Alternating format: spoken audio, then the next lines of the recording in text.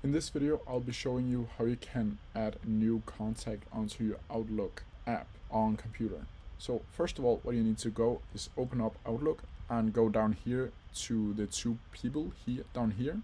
Then from here, you need to go up to home and make a new contact. From here, you have the opportunity to write in their first name and their last name, their position in a specific company, the CEO, the office that Mike is working at, the department, and the company.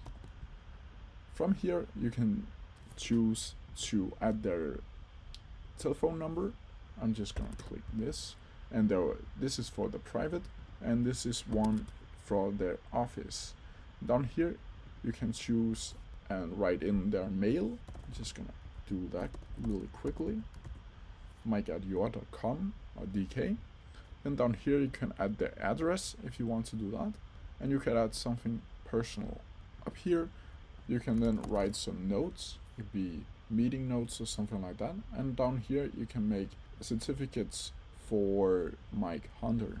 Anyway, when all of this is done, you can just go up here and click save and close, and then Mike Hunter, CEO, should be registered into your list. Anyway, if you have any questions, leave them down in the comment section down below, and I'll try my best to answer them as quickly as possible. See ya!